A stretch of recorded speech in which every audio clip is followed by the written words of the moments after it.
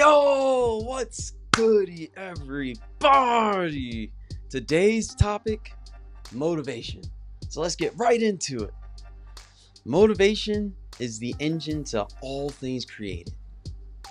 Big or small, short or tall, this word is the key to it all. So today's focus is how to attain it, how to execute it, and the mindset you need to have to let it thrive. So let's dive. Point number 1, getting inspiration. This is broken up into 3 parts. The first is a question that we need to ask ourselves. What excites you?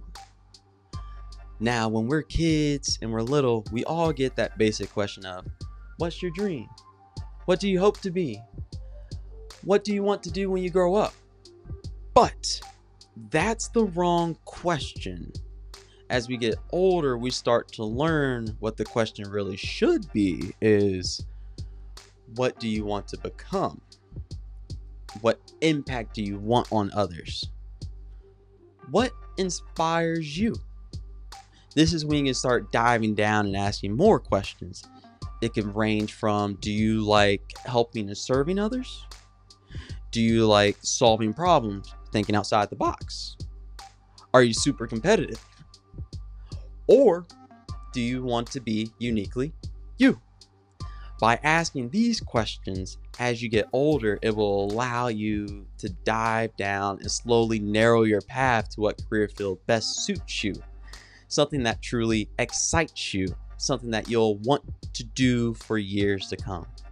After all, the most common phrase is, if you do something you love, you won't feel like you're working at all. And far too often, so many high schoolers and college students and even young professionals, myself included, on all 3 fronts, you end up doing work in something you don't necessarily care about, or you'll get a degree and you won't even end up working in that field. But by asking these questions sooner, you might be able to narrow down your time into something that you truly enjoy. Which leads me into the next thing. Part 2, utilizing our free time. There's 24 hours in the day. We got 8 hours of sleep, assuming we're getting our 8 hours of sleep, and then another 8 hours either work or school. So we got 8 more hours of free time. This is that time when we need to hunker down and really figure out what we want to do. What excites us? What do we want to become and be, and what inspires? This is that time. And far too often, especially in our world today, we get bogged down in so many of the little things, whether that is binge watching TV shows and movies, playing the game for hours on end, or even surfing the web and social media. All those things are extremely fun in the moment. But when you think about the future, you gotta think 5, 10, 20, 30 years from now. If we can hunker down and focus in on us in these moments, especially in this season, that's what will allow us to progress moving forward and truly be happy at what we're doing in the future. Part 3, something you enjoy. After all, it's 1/3 of your day. That's a lot. And honestly, if you enjoy it, it'll likely be more than 1/3 of your day, because it's impossible to separate work from life. If work is going miserable, you have low energy. If work is going great, you have tons of energy. You're just brimming with it. No one wants to be around the Debbie Downer. Everyone loves being around the guy with excitement and energy. Our goal is to be that guy, being happy about what we do because it spreads in our other aspects of life. By doing something you want to do, you will be the best you. So now we're going to dive into point number 2. Point number 2, game plan. Part 1 of it, research. You got to research. You got to know what work is going to be required to be successful, what great study techniques you can identify, and the cheapest way to get started. You're going to start as a novice. You're going to run into hiccups. you're going to fumble, you're going to mess up. So just go into it, start doing it, and then start improving as you're getting that experience along the way. In addition to that, you can do so much research beforehand. We have access to so much information, which allows us to research success, failures, how the people before us did it. And that's when the next part, you can always get advice from other people, whether that is people currently in the field, coaches, teachers, parents, friends doing what you want to do. Being able to reach out to people also gives you that great boost of confidence and positivity to just continue pushing on forward. Part 2, creating milestones. Success and motivation go hand in hand. The reasoning for that is, as you accomplish things, it'll help create a positive mindset for you as you progress and move forward. So many little goals can ultimately turn into a bigger goal in the grand scheme of things. So for example, goals: lose 50 pounds. Every time you lose 10, get your favorite snack. Your goal is to run a mile in 6 minutes. Every 10-15 seconds you shave off your current time, go get your favorite lunch meal. Your goal is at 10 free throws in a row. Once you hit 10 free throws in a row, go take an early water break. You earned it. And let's say you're a studying savant. Read an extra chapter, go ahead, kick back and relax tomorrow because you earned it. It's those little things that you really don't think really mean that much in the moment. But when you look back on it, you'll be quite surprised by how much you've grown in the grand scheme of your true goal. Part 3, execute. You research the game plan, you created milestones and give you that positive reinforcement.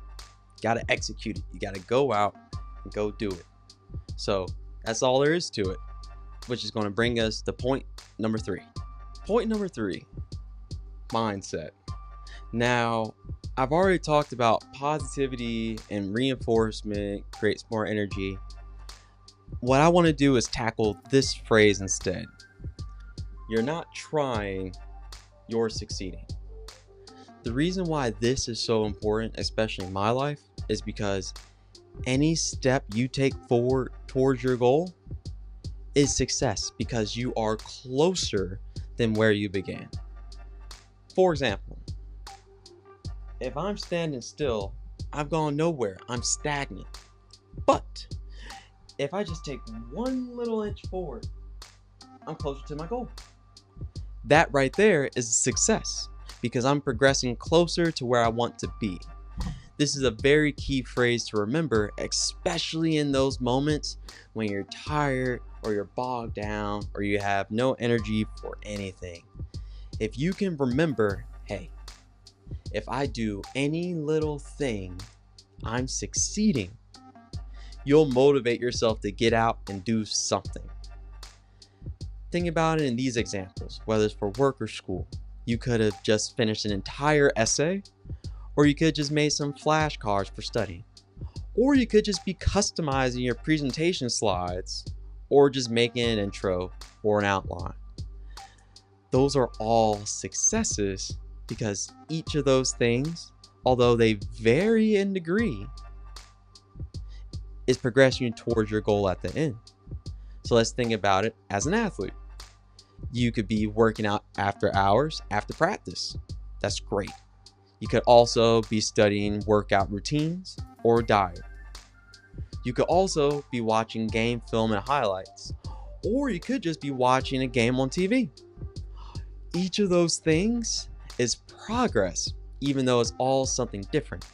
One's about the body, one's about the mind, one could be about visualization, but each of those things made you a better athlete. That's why you're not trying, you're succeeding. Whether one varies a lot in degrees to the other, you're better than where you began. If you can remember, what can I do to succeed today? You'll be much better off than anything you could possibly think when you look back on it 1, 2, 3 years from now. All because that one little thing of any little thing you do is not trying, it's succeeding. So in conclusion, remember these 3 things. 1 is getting inspiration. What excites you? Number 2, game plan. Do that research, create those milestones. And then number 3 is all about that mindset. You're not trying, you're succeeding. That right there is how you obtain motivation. From one witness to another, you are special. Look out.